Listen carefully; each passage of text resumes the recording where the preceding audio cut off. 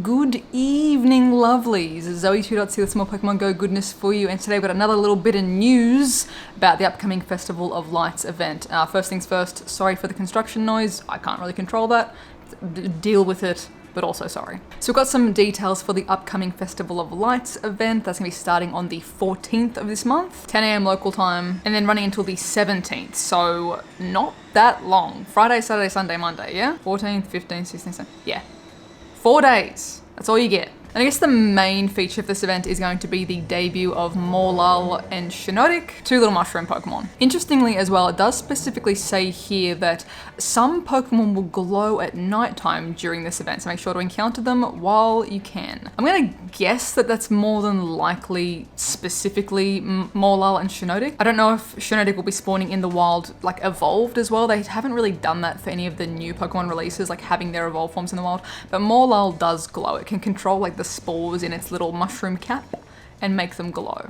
If you've played Pokemon Snap, you've probably seen, like, if I can find a good example, just easy online, I'll show you guys. If you played Pokemon Snap, you can kind of like, when you play through that track at nighttime, the Morelull glow, or can, you know, make themselves glow and like drop spores everywhere. Really curious if that's going to be like on the map they glow or in the encounter screen or both. I'm keen to see how that just looks visually in the game. I like when they do more things like that is kind of like a fun little nice to have. Like the Adventure Week with, you know, Amara and Tyrant being released and the whole galaxy thing that was going on in the game was beautiful. The night sky stuff for Clefairy was really cool. So I'm interested. We'll be able to evolve our Morelull into Shiinotic with 50 candy. We've got a couple of event bonuses, which is refreshing considering the one that we're in at the moment doesn't have any bonuses really. So event bonuses are going to be increased chance of encountering shiny Chinchou. So if you never got that one, there you go. 2 times XP for catching Pokemon, 2 times candy for catching Pokemon, and incense activated during the event will last for 2 hours. Keep in mind as well though, incense is not effective when you're stationary. It's been changed so many times in the last however long, but if you haven't used one in a while and you've forgotten, you have to be in motion for these to be effective. Just a heads up, just so you know. For wild encounters, we're going to have Pikachu, Vulpix, Magnemite, Chinchou, Litwick, Litleo, Helioptile, Dedenne, and Morelull. And keep your eyes peeled as well for Litwick. It's going to have its Com Day on this same weekend as well. So after the Com Day, any wild Litwick will be able to be shiny too. Or once the Com Day starts in Australia, or New Zealand to be honest. Once the first time zone gets Litwick, it can be shiny anywhere once it's turned on for that first time zone. And if you're lucky, you might encounter in the wild Galarian Ponyta or Togedemaru. So straight away, a pretty decent little feature for shiny potential Pokemon, some really cute options. New Pokemon Morelull, and also good to see Togedemaru featured again, even though it was released so recently. Sometimes things get released and then kind of like you don't see them again for 100 years, so it's kind of cool that it's sneaking back in for this one a little bit. We have some specific increased spawns for Incense. Following Pokemon will appear more frequently on Incense: Alolan Geodude, Blitzel, Darumaka, Litwick, Dedenne, Morelull, and if you're lucky, Galarian Ponyta and Galarian Darumaka. So if you're someone who likes to get out and about and drop incense anyway, it's pretty cool. It's going to be lasting for the 2 hours. Obviously, take care of yourselves. Don't just power walk for 2 hours straight if that's not a healthy option for you. Because they do last an extended time, it's got plenty of time in there to, like, you know, sit down, take a break, whatever. I don't think I've used an incense in... I think I maybe used... I don't even think I used one on Rug and Roller Day. I think I was going to use one. Or did I? No, I used one on Rug and Roller Com Day because I thought the spawns were going to be bad because I was rural. Then the spawns were amazing. But otherwise, I can't recall the last time I've genuinely used an incense. Since they nerfed incense back to like being stationary, like crippling the incense, I just haven't been interested because it's like even waiting to cross the road safely, your spawns just drop off and you have to like get to speed again for them to start spawning again on incense.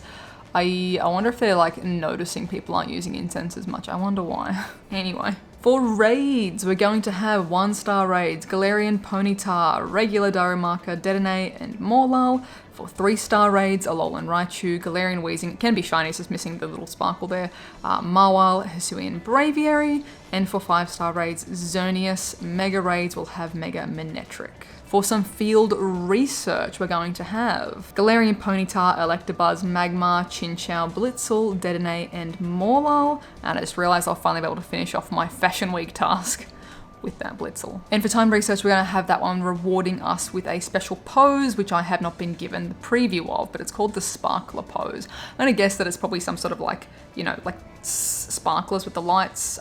Who knows? Here's my guess. Holding the sparkler up in the air at a safe distance from our face or something. That's my pose. Woo. Was I accurate? We're gonna have stickers as well. Again, no preview.